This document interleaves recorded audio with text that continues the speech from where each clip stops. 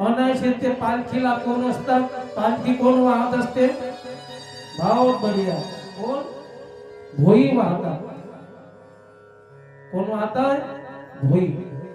आणि भागवत सांगून राहिला तो कोण आहे?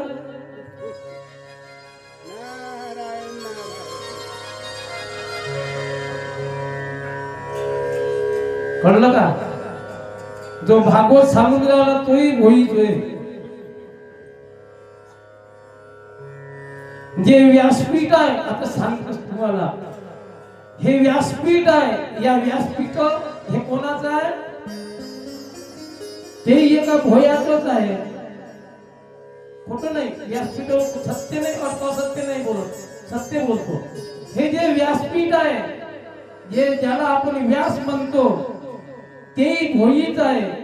म्हणजे मत्स्यगंधा नावाची ही निषादाची मुलगी, हरिदासाची. निषादा, हरिदास नावाचा निषाद, त्याची जी मुलगी आहे मत्स्यगंधा, तिच्या पोटी व्यास जन्म झाला पराशर ऋषीचा. आणि त्यांचा गंधर्व विवाह झाला नावेमध्ये. त्यांच्या पासून एक पुत्र निर्माण झाला, ते मत्स्यगंधा आणि पराशर मुनी. तर त्यांच्यापासून जे जन्माने आलेला पुत्र होय ते होय व्यास. आणि ते व्यास गादी हे होय, त्याच्यावर बसणारा हाही भोईचा आहे. पुन्हा सांगतो तुम्हाला,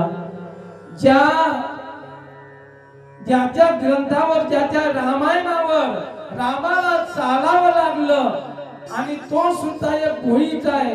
कोडियाची कीर्ती वाढली गहन, केले रामायण रामाआदी. रामायण ज्यानं केलं त्या कोळ्यानं, म्हणजे तो भोई.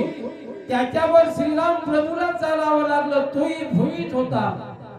आणि त्याच्यानंतरच सांगतो, आणि ज्यावेळेस श्रीराम प्रभू, राम लक्ष्मण सीता ज्यावेळेस वनवासाला निघाले, शरयू नदीतून नाव पार करून देणारा केवट तोही भोईच होता.